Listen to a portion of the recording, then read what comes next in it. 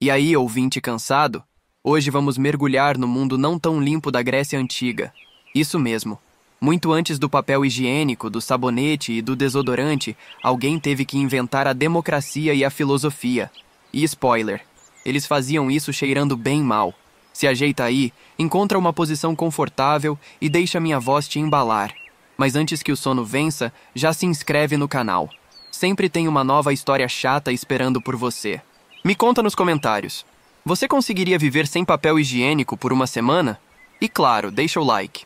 Agora apague as luzes e prepare-se para uma jornada pelo tempo, onde cada ida ao banheiro era uma aventura, cada banho era um ritual complicado e cada dia era uma luta contra odores que nossa geração nem consegue imaginar. Você acorda numa manhã fresca de primavera em Atenas, por volta do ano 450 a.C. O sol ainda está nascendo, pintando o céu de rosa claro, e os primeiros ruídos da cidade começam a ecoar pelas ruas estreitas. Mas antes mesmo de abrir completamente os olhos, você já sente aquele cheiro característico que permeia toda a cidade.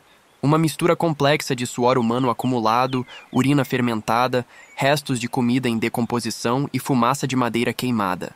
Você se espreguiça na sua cama simples, um colchão de palha coberto com lã áspera, apoiado sobre cordas tensionadas numa moldura de madeira. A palha range sob seu peso, fazendo aquele ruído seco que você aprendeu a associar com despertar. Suas costas estão um pouco doloridas, porque o colchão não é exatamente o que chamamos de ortopédico nos dias de hoje. Você esfrega os olhos e imediatamente sente aquela sensação pegajosa nas pálpebras. Não existe sabonete para lavar o rosto antes de dormir.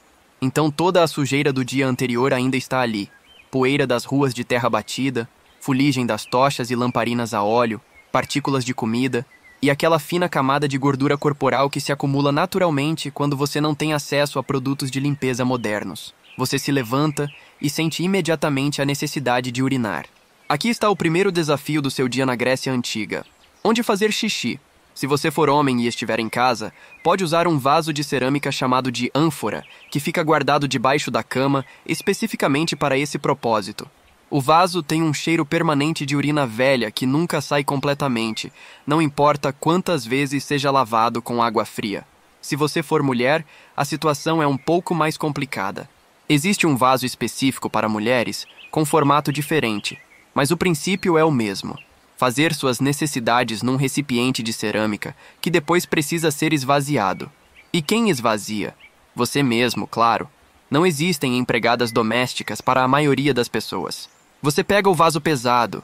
A cerâmica grega é grossa e resistente, mas isso a torna pesada, e caminha até a janela. Com um movimento praticado, você despeja o conteúdo na rua lá embaixo. Isso mesmo. Você simplesmente joga sua urina da noite na rua, junto com todo mundo da vizinhança fazendo a mesma coisa ao mesmo tempo. Lá embaixo, o líquido amarelado se espalha pelas pedras irregulares da rua, misturando-se com a urina de dezenas de outras pessoas, criando pequenos riachos fedorentos que correm em direção aos pontos mais baixos da cidade. O cheiro que sobe é intenso, azedo, amônia pura, misturado com outros odores que você prefere não identificar. Você volta para dentro e enfrenta o próximo desafio: lavar as mãos. Existe uma bacia de cerâmica com água fria, sempre fria, porque aquecer água requer tempo e combustível que são preciosos. A água tem um cheiro ligeiramente estagnado porque foi buscada ontem no poço público e ficou parada na bacia a noite toda. Você mergulha as mãos na água fria e esfrega uma na outra, tentando tirar pelo menos a sujeira mais óbvia. Não há sabão, então você depende apenas da fricção e da água para remover o que conseguir. A água fica turva rapidamente, tingida pela sujeira das suas mãos. Quando termina, suas mãos estão molhadas, mas não exatamente limpas. Ainda tem aquela sensação meio oleosa que só sabão consegue tirar. Agora vem a parte interessante: se vestir. Suas roupas são basicamente 2 pedaços de linho. Uma túnica longa que vai até os joelhos, se você for homem, ou até os pés, se for mulher, e uma capa que pode ser usada por cima quando está frio. O linho foi lavado. Bem, lavado é uma palavra forte. Foi enxaguado em água fria há alguns dias e posto para secar ao sol. Você veste a túnica e imediatamente sente o cheiro que ela carrega. Uma mistura do seu próprio odor corporal dos últimos dias, porque você dorme com ela vestida, mais o cheiro de comida que se impregnou no tecido durante as refeições, mas um leve aroma de mofo porque o linho nunca seca completamente na umidade natural da região. A túnica tem manchas permanentes, que simplesmente não saem, pingos de azeite de oliva, respingos de vinho diluído, marcas de suor amareladas nas axilas e algumas manchas de origem desconhecida que você prefere não investigar muito profundamente. O tecido está áspero contra a pele, especialmente nas áreas onde o suor ressecado deixou cristais de sal. Você calça suas sandálias de couro, se é que pode chamar aqueles pedaços de couro amarrados com tiras de sandálias. O couro está ressecado e rachado porque não existe creme para hidratar couro. As tiras deixam marcas vermelhas nos seus pés e você pode sentir cada pedrinha do chão através da sola fina. Agora é hora do café da manhã. Você vai até a cozinha, que é basicamente um canto da casa com uma lareira pequena e algumas panelas de cerâmica. O fogo foi mantido aceso durante a noite. Deixar o fogo apagar significa ter que reacendê-lo do zero, o que é trabalhoso demais para fazer todos os dias. O café da manhã típico consiste em pão de cevada, que está duro como pedra depois de alguns dias, azeitonas, que tem um sabor intenso e oleoso, queijo de cabra, com um cheiro forte que pica o nariz, e vinho diluído em água. Isso mesmo, vinho no café da manhã, porque a água pura muitas vezes não é confiável para beber. Você pega um pedaço do pão de cevada e imediatamente percebe que ele está duro demais para mastigar. Precisa mergulhá-lo no vinho diluído para amolecer. O pão molhado fica com uma textura pastosa e esquisita, mas pelo menos você consegue mastigar sem quebrar um dente. O sabor é azedo e fermentado, nada parecido com o pão macio que conhecemos hoje. As azeitonas estão conservadas em salmoura muito salgada. Quando você morde uma, o sal explode na sua boca, fazendo você fazer uma careta involuntária. O sabor é intenso demais para o paladar moderno. Salgado, amargo, com um final oleoso que gruda na língua e não sai. O queijo de cabra tem a consistência de borracha dura e um cheiro que lembra cabra mesmo. Quando você mastiga, pequenos pedacinhos se soltam e ficam presos entre os seus dentes. O sabor é forte, animal, com um final meio rançoso que faz você querer beber mais vinho para tirar o gosto. O vinho diluído, uma mistura de uma parte de vinho para 3 partes de água, tem um sabor azedo e ligeiramente alcoólico. A água usada para diluir tem um gosto mineral forte, porque vem de poços que atravessam camadas de rocha calcária. O conjunto todo cria uma bebida que não é exatamente refrescante, mas pelo menos é relativamente segura para beber. Enquanto come, você pode ouvir os ruídos da cidade acordando lá fora. Pessoas gritando, carroças passando sobre pedras, animais fazendo barulho. E sempre, o som de líquidos sendo despejados das janelas nas ruas lá embaixo. Toda essa cacofonia urbana vem acompanhada de uma sinfonia olfativa. Urina fresca misturada com urina velha, fezes humanas e animais, fumaça de madeira, comida estragada e o cheiro geral de muitas pessoas vivendo muito próximas umas das outras, sem condições adequadas de saneamento. Depois do café da manhã, você precisa enfrentar uma das experiências mais memoráveis da vida grega antiga: ir ao banheiro público para fazer o número 2. Isso mesmo, não existe banheiro privado na sua casa.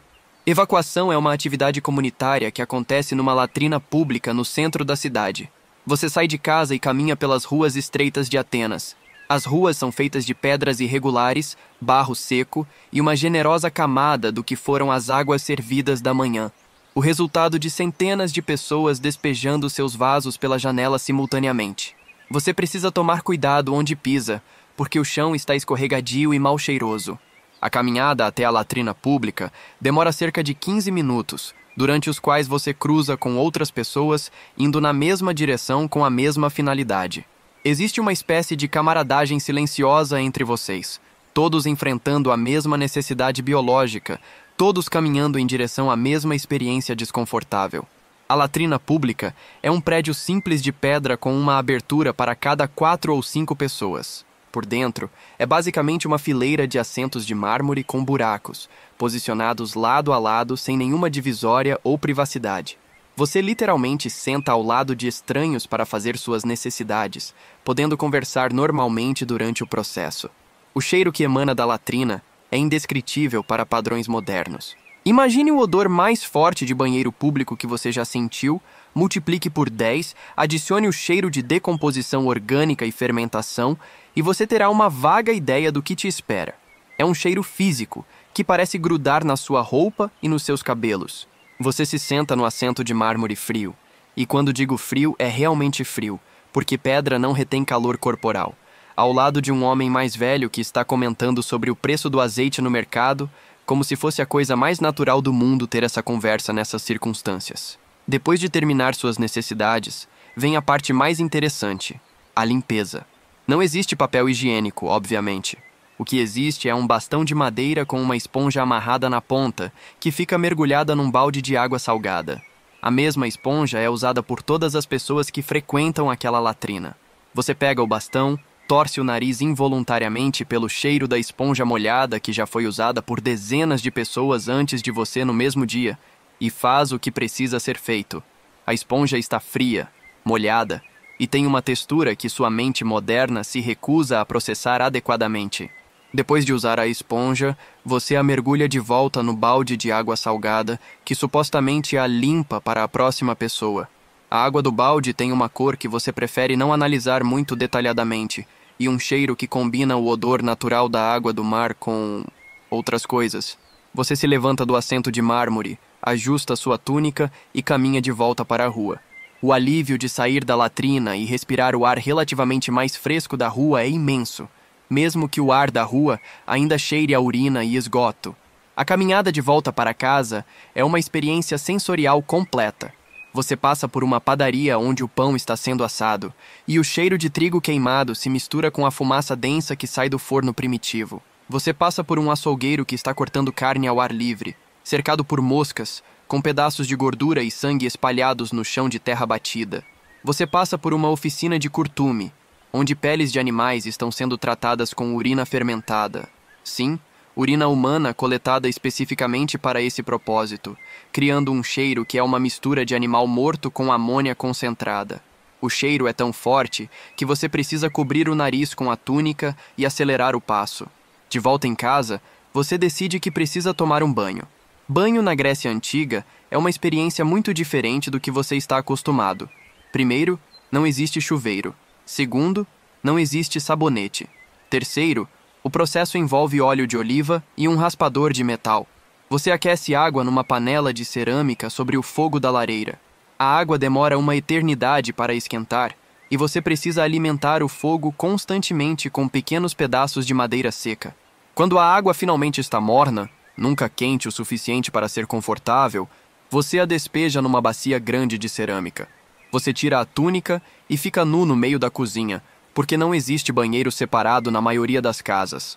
A nudez não é grande problema na cultura grega, mas a temperatura ambiente é. Sem aquecimento central, o interior da casa está apenas alguns graus mais quente que o exterior, e ficar nu é imediatamente desconfortável. Você pega uma ânfora pequena cheia de azeite de oliva e despeja generosamente sobre o corpo. O óleo está frio e tem uma consistência viscosa que escorre lentamente pela sua pele. A sensação é estranha, oleosa, pegajosa, nada parecida com a espuma limpa do sabonete moderno. Você esfrega o óleo por todo o corpo, misturando-o com a sujeira, o suor e as células mortas da pele. O óleo não limpa exatamente, mas ajuda a soltar a sujeira aderida. Suas mãos ficam completamente oleosas, escorregadias, difíceis de controlar. Agora vem a parte interessante. O raspador. É uma ferramenta de metal curvada chamada estrigil, que você usa para raspar o óleo sujo da pele. Você começa pelos braços, passando o metal frio contra a pele numa pressão que precisa ser forte o suficiente para tirar o óleo, mas não tão forte que machuque. O estrigil vai acumulando uma mistura nojenta de óleo usado, sujeira, suor e células mortas da pele. É uma pasta amarelada com pequenos grumos escuros que você precisa limpar da ferramenta constantemente. O cheiro é intenso, rançoso, oleoso, com um fundo de suor fermentado. Você continua raspando metodicamente. Braços, pernas, torso, costas, o que conseguir alcançar. A cada passada do estrigil, mais sujeira sai da sua pele. É impressionante e ao mesmo tempo repugnante perceber quanta sujeira estava acumulada no seu corpo. Depois de raspar todo o óleo sujo, você usa a água morna da bacia para enxaguar o que sobrou. A água fica imediatamente turva, com uma fina camada de óleo boiando na superfície. Você esfrega a pele com as mãos, tentando tirar os últimos resíduos oleosos. Quando termina, você não está exatamente limpo no sentido moderno da palavra, mas definitivamente está menos sujo que antes. Sua pele tem uma sensação estranha, nem oleosa nem seca, mas algo entre os dois. O cheiro corporal diminuiu significativamente, embora não tenha desaparecido completamente. Você se veste novamente com a mesma túnica de antes. Não existe roupa limpa para trocar. E sente imediatamente como o tecido gruda na sua pele ainda ligeiramente úmida. A sensação é desconfortável. O linho molhado é frio e pesado contra o corpo. Agora é hora do almoço. A refeição principal do dia consiste em pão, mais macio que o da manhã, felizmente, peixe grelhado, legumes cozidos e mais vinho diluído. O peixe foi comprado no mercado esta manhã, mas já está com um cheiro ligeiramente suspeito. Não tem refrigeração, então o peixe precisa ser consumido rapidamente. Você grelha o peixe numa panela de ferro sobre o fogo aberto. A gordura do peixe pinga no fogo, criando pequenas chamas e muita fumaça. A fumaça tem um cheiro forte de peixe queimado que se espalha por toda a casa e gruda nas suas roupas e cabelos. O peixe grelhado tem gosto de muito peixe, salgado, oleoso, com um sabor forte que domina qualquer outro ingrediente. Você come com as mãos, porque garfos ainda não foram inventados, e seus dedos ficam oleosos e com cheiro de peixe que não sai mesmo depois de lavá-los na bacia de água fria. Os legumes cozidos, principalmente cebolas, alho poró e repolho, foram cozidos na mesma água que foi usada ontem, porque não se desperdiça água. Eles têm uma textura mole demais e um sabor que é uma combinação de vegetal cozido com um leve gosto de água reutilizada. Depois do almoço, você precisa fazer algumas compras no mercado. O mercado de Atenas é uma experiência sensorial intensa que assalta todos os seus sentidos simultaneamente. O cheiro é uma cacofonia olfativa. Peixe fresco misturado com peixe que já passou do ponto, frutas maduras demais, vegetais fermentando no calor, animais vivos, couro sendo curtido e sempre, o cheiro base de muitas pessoas suadas vivendo juntas. Você caminha entre as bancas, pisando num chão que é uma mistura de terra batida, restos de comida, fezes de animais e líquidos de origem questionável. Suas sandálias fazem um ruído úmido a cada passo e você tenta não pensar muito sobre o que está pisando. Na banca de peixe, as moscas formam nuvens densas sobre os produtos. O peixeiro espanta as moscas constantemente com um pano sujo, mas elas voltam imediatamente. O cheiro de peixe é tão intenso que faz seus olhos lacrimejarem. Você escolhe um peixe que parece estar no ponto ideal entre fresco demais, muito caro, e estragado demais, intragável. Na banca de queijos, o cheiro é animal e penetrante. Cada tipo de queijo tem seu próprio odor característico. Cabra, ovelha, vaca, todos misturados numa sinfonia de aromas lácteos fermentados. Você compra um pedaço de queijo de cabra que está apenas ligeiramente mais duro que o ideal. Voltando para casa com suas compras, você percebe que o cheiro do mercado grudou na sua roupa e na sua pele. É como se você tivesse absorvido uma amostra de todos os odores do mercado. Peixe, queijo, suor, terra, animais, tudo misturado numa fragrância única que te acompanha pelo resto do dia. A tarde é dedicada a tarefas domésticas. Você precisa lavar as roupas, o que na Grécia Antiga significa levá-las até o rio mais próximo e bater nas pedras com força suficiente para soltar a sujeira. Não existe sabão, então você depende apenas da força mecânica e da água corrente. A caminhada até o rio demora 40 minutos, carregando um cesto pesado com roupas sujas. O cesto é feito de vime áspero, que deixa marcas vermelhas nas suas mãos. As roupas estão fedendo tanto que você consegue sentir o cheiro mesmo carregando o cesto longe do corpo. Chegando ao rio, você encontra outras pessoas fazendo a mesma coisa. O local de lavagem é uma área onde as pedras foram gastas pela água corrente, criando superfícies lisas ideais para bater roupa. A água está fria, muito fria, e suas mãos ficam dormentes depois de alguns minutos mergulhadas nela. Você pega uma túnica e a mergulha na água fria. A sujeira começa a sair imediatamente, criando uma nuvem marrom ao redor do tecido. Você bate a roupa contra a pedra lisa, fazendo aquele ruído molhado característico de tecido batendo em superfície dura. A cada batida, mais sujeira sai da roupa. É impressionante ver a quantidade de sujeira que uma única peça de roupa pode acumular: suor ressecado, restos de comida, poeira das ruas, manchas de origem desconhecida, tudo misturado numa pasta marrom que vai sendo lavada pela água corrente. Depois de muito bater e enxaguar, a roupa fica significativamente mais limpa, embora ainda não esteja no padrão que consideramos limpo hoje. O tecido úmido está pesado e frio nas suas mãos dormentes. Você torce a roupa para tirar o excesso de água, mas suas mãos estão tão frias que mal conseguem fazer força. A caminhada de volta para casa com as roupas molhadas é um martírio. O cesto está 2 vezes mais pesado, suas mãos estão dormentes de frio. E as roupas molhadas têm um cheiro de rio que não é exatamente desagradável, mas é definitivamente diferente. Em casa, você estende as roupas para secar ao sol. O processo de secagem demora o dia inteiro. E se não houver sol suficiente, as roupas podem ficar com cheiro de mofo. Você precisa torcer para que não chova, porque roupas molhadas de chuva demoram dias para secar completamente. O final da tarde traz uma das atividades sociais mais importantes da vida grega: a conversa na ágora. Você se arruma o melhor possível, penteia os cabelos com os dedos, ajusta a túnica, verifica se não há manchas muito óbvias e sai para encontrar seus vizinhos e discutir os assuntos do dia. A ágora está cheia de homens conversando em grupos pequenos. O tópico de hoje é política, como quase sempre. Alguém está reclamando das últimas decisões da Assembleia Democrática. Outro está defendendo uma nova lei proposta. Um terceiro está contando fofocas sobre um político local.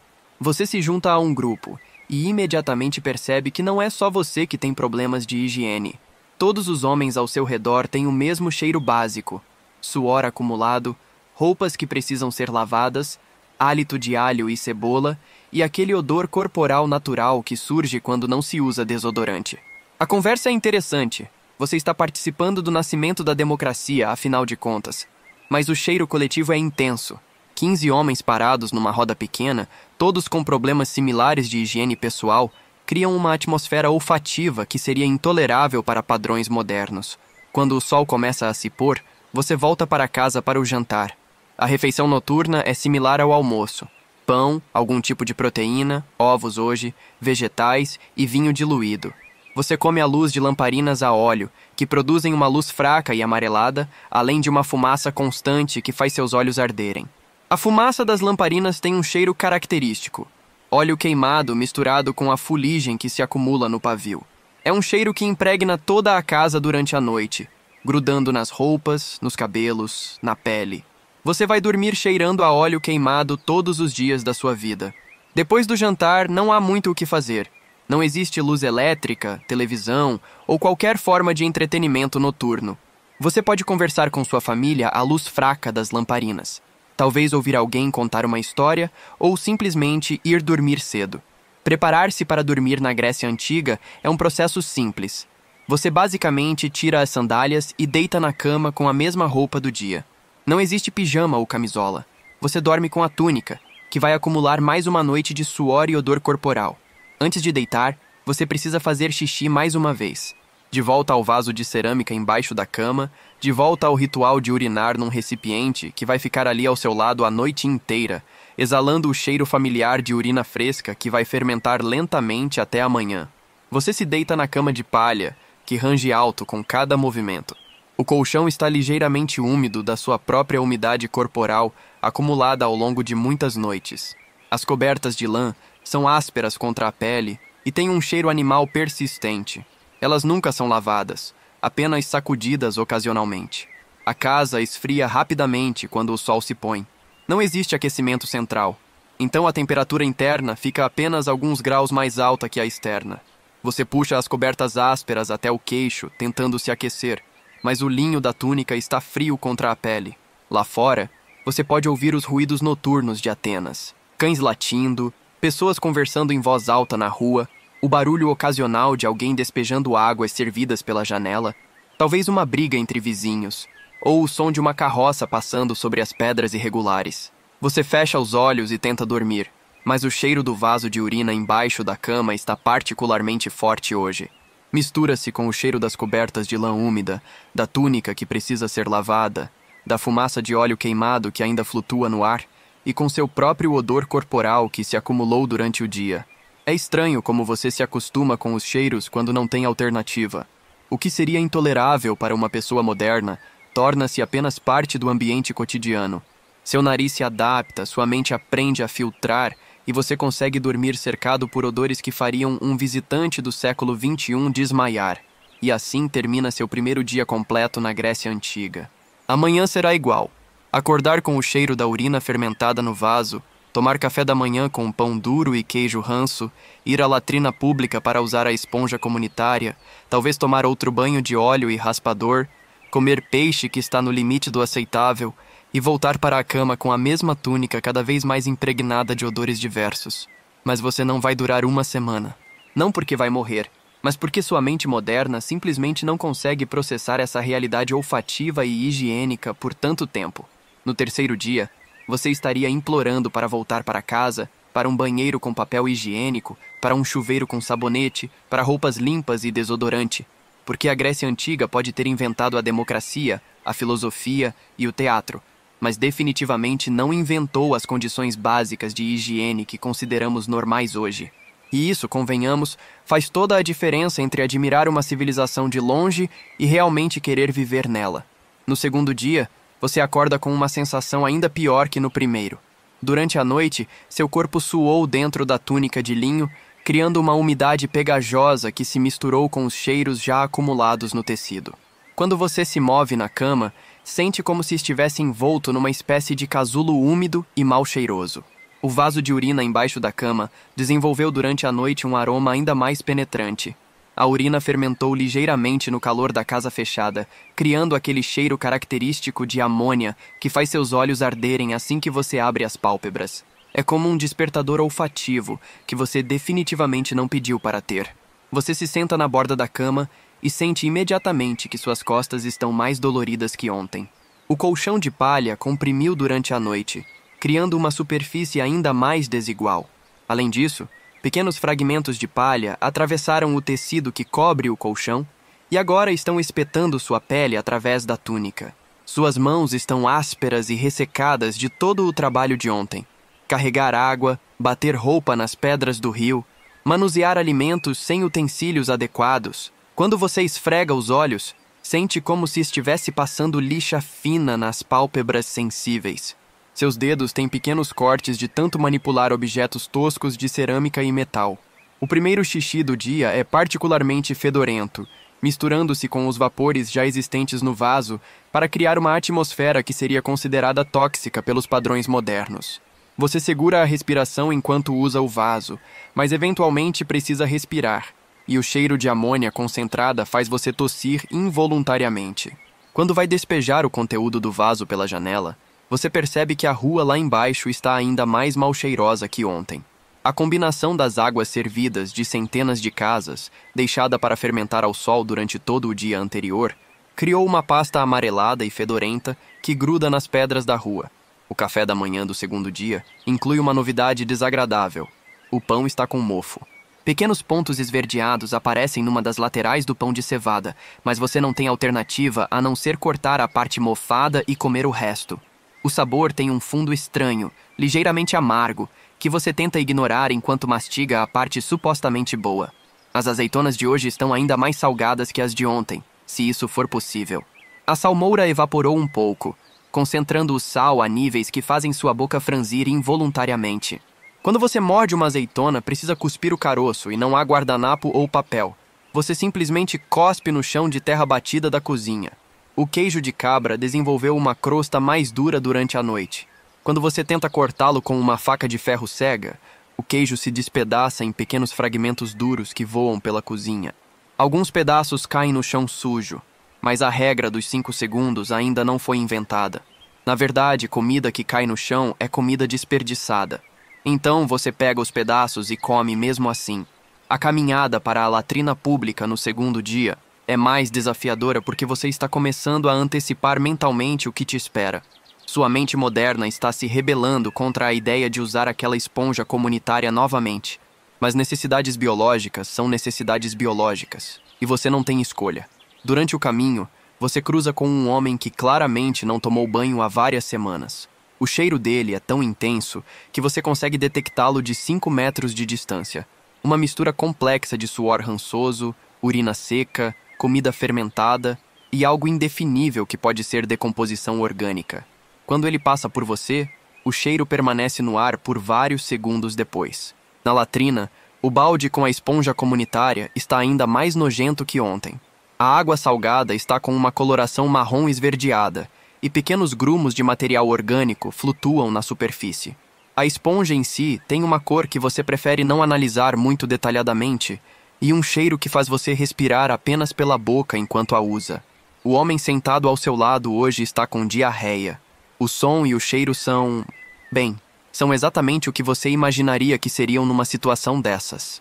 Ele conversa normalmente sobre o clima enquanto produz ruídos intestinais que ecoam pela latrina de pedra. Como se fosse a coisa mais natural do mundo discutir a chuva esperada para a próxima semana nessas circunstâncias.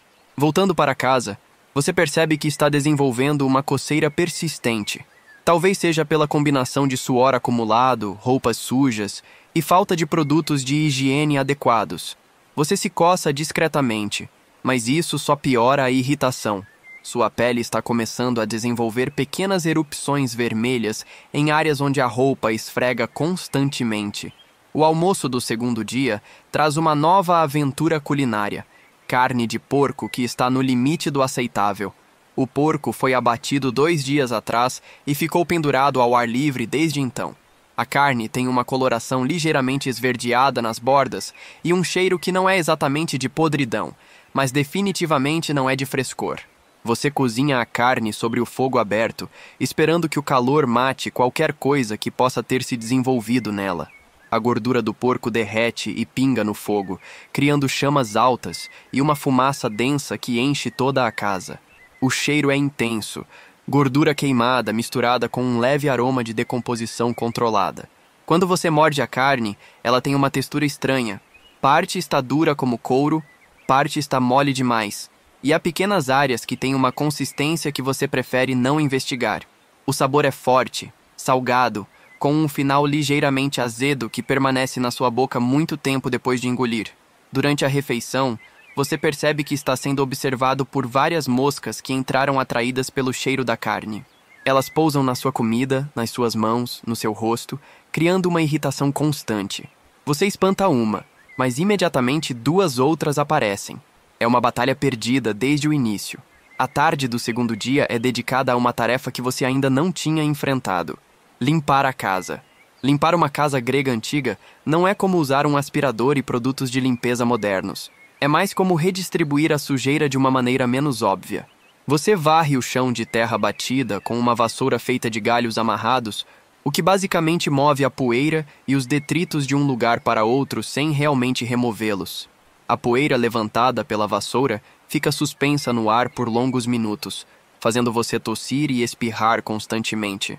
Os móveis, poucos que existem, precisam ser limpos com panos úmidos. Mas os panos são feitos de linho áspero e a água está sempre fria, então você basicamente espalha a umidade sobre a sujeira, criando uma pasta que depois seca e fica grudada na superfície dos objetos.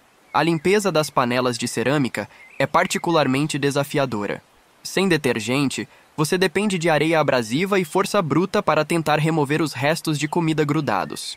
Suas mãos ficam ainda mais ásperas e machucadas do processo, e as panelas ficam com riscos permanentes da areia, mas pelo menos os pedaços maiores de comida saem. No terceiro dia, você acorda com uma dor de cabeça latejante. Pode ser desidratação, pode ser a qualidade do ar dentro de casa, pode ser o estresse de se adaptar a condições de vida tão diferentes, ou pode ser tudo isso junto. Suas têmporas pulsam com uma dor surda que parece piorar quando você se move muito rapidamente.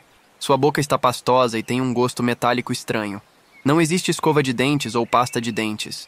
Então, sua higiene oral consiste em mastigar pequenos galhos de certas árvores até que as fibras se desfiem, criando uma espécie de escova primitiva.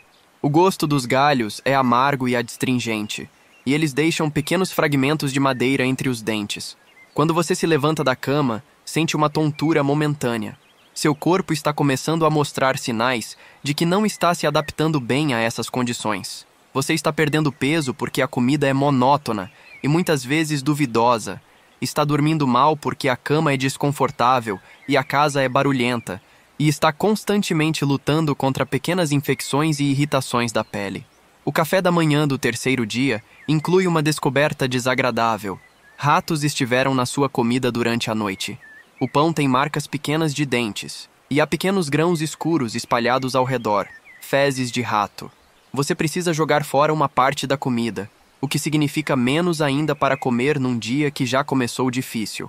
As azeitonas restantes estão cobertas com uma fina camada de poeira e alguns pequenos insetos que conseguiram entrar no recipiente durante a noite. Você tenta tirar os insetos, mas alguns são tão pequenos que é impossível removê-los todos. Você fecha os olhos e come as azeitonas mesmo assim, tentando não pensar na textura extra que sente na boca. Na latrina pública do terceiro dia, você percebe que está desenvolvendo uma aversão física ao local. Seu estômago se contrai quando você se aproxima do prédio e você precisa respirar pela boca para não vomitar pelo cheiro. A esponja comunitária está ainda pior que nos dias anteriores. Aparentemente, ninguém trocou a água do balde desde o primeiro dia. Quando você senta no assento de mármore frio, percebe que há uma mancha escura na pedra que não estava lá antes. Você prefere não especular sobre a origem da mancha, mas ela está exatamente onde você precisa se sentar. Não há alternativa, então você se senta mesmo assim, tentando não pensar no que aquela mancha pode representar. O homem ao seu lado hoje tem uma ferida infectada na perna que está exalando um cheiro doce e enjoativo de pus. Ele conversa animadamente sobre os últimos acontecimentos políticos, enquanto a ferida escorre um líquido amarelado que pinga no chão de pedra da latrina. A combinação de cheiros, ferida infectada, esgoto, esponja podre, cria uma atmosfera que testaria até mesmo o estômago mais forte. De volta para casa, você percebe que está começando a andar diferente. Suas costas estão constantemente doloridas de dormir na cama de palha, seus pés estão machucados das sandálias mal feitas e você desenvolveu uma postura ligeiramente curvada para tentar aliviar os vários desconfortos físicos que se acumularam. O almoço do terceiro dia é o ponto de ruptura. Peixe que está claramente estragado. O cheiro é inconfundível, doce, enjoativo, com aquele aroma característico de decomposição orgânica. Os olhos do peixe estão opacos e afundados, a pele está com uma coloração esverdeada, e quando você toca na carne, ela afunda sob a pressão dos seus dedos. Você tenta cozinhar o peixe mesmo assim, na esperança de que o calor mate o que quer que esteja crescendo nele. Mas o cheiro que se espalha pela casa quando a carne podre aquece é indescritível. É um odor físico que parece grudar nos seus cabelos, na sua roupa, na sua pele. Você abre todas as janelas da casa, mas o cheiro não sai. Quando você finalmente prova um pequeno pedaço da carne cozida, seu corpo rejeita imediatamente. O sabor é azedo, metálico, com um final que permanece na sua boca como um lembrete persistente de que você acabou de comer algo que não deveria. Você cospe o pedaço e decide pular o almoço, preferindo ficar com fome a se arriscar com comida estragada. A tarde do terceiro dia traz uma nova tortura. Você precisa ir ao barbeiro para cortar os cabelos. O barbeiro grego antigo não é exatamente o que você chamaria de profissional. Ele usa uma lâmina de ferro mal afiada, não tem nenhum produto para amaciar os cabelos, e sua técnica consiste basicamente em puxar e cortar sem muito cuidado com o resultado final. A cadeira do barbeiro é um banco de madeira áspera sem encosto. Você se senta e imediatamente sente pequenas lascas da madeira espetando através da túnica. O barbeiro, um homem mais velho, com hálito de vinho fermentado e mãos que tremem ligeiramente, se aproxima com seus instrumentos primitivos. A lâmina está cega e enferrujada. Quando ele começa a cortar, você sente como se seus cabelos estivessem sendo arrancados em vez de cortados. Cada movimento da lâmina puxa dolorosamente, e pequenos fragmentos de cabelo voam em todas as direções, alguns caindo dentro da sua túnica e criando uma coceira constante. O barbeiro não usa água ou qualquer produto para facilitar o processo. Ele simplesmente corta os cabelos secos, o que resulta em pontas irregulares e ásperas que vão irritar sua pele pelos próximos dias. Quando ele termina, você passa a mão na cabeça e sente uma superfície irregular, com tufos de cabelo de tamanhos diferentes e algumas áreas que foram cortadas curtas demais. Para completar o serviço, o barbeiro oferece fazer sua barba. A perspectiva de ter aquela lâmina cega passando no seu rosto é aterrorizante, mas aparentemente é parte do pacote.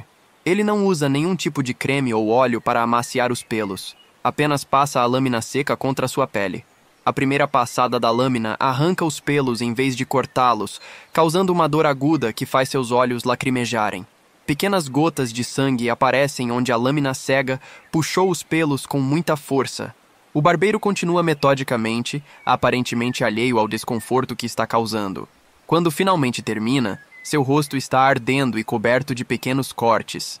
Não há aftershave ou qualquer produto calmante. Você simplesmente limpa o sangue com um pano áspero e espera que os cortes cicatrizem por conta própria. Seu rosto parece que passou por uma lixa, com a pele vermelha e irritada. O quarto dia amanhece com você acordando febril. Sua testa está quente, você está suando mais que o normal e sente uma fraqueza geral que torna cada movimento um esforço.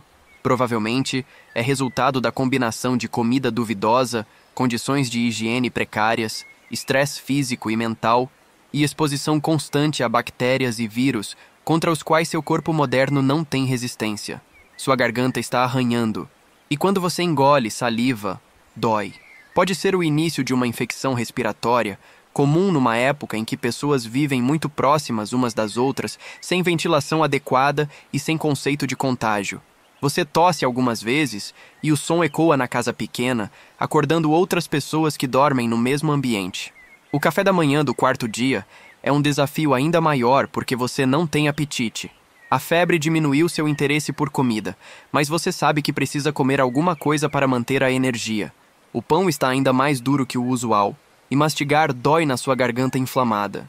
Quando você vai para a latrina pública, percebe que está caminhando mais devagar. A febre está consumindo sua energia, e cada passo requer um esforço consciente. Na latrina, você sente náusea não só pelo cheiro habitual, mas porque seu estômago está sensível da febre. O homem sentado ao seu lado percebe que você não está bem e oferece um conselho médico da época. Você precisa equilibrar seus humores corporais. Talvez uma sangria, ou talvez comer mais alimentos quentes para contrabalançar o excesso de umidade fria no seu corpo. A medicina grega antiga baseia-se na teoria dos 4 humores: sangue, fleuma, bile amarela e bile preta, e acredita que doenças são causadas por desequilíbrios entre esses humores. O tratamento pode incluir sangrias, purgações, dietas específicas ou, às vezes, simplesmente esperar que o corpo se reequilibre sozinho.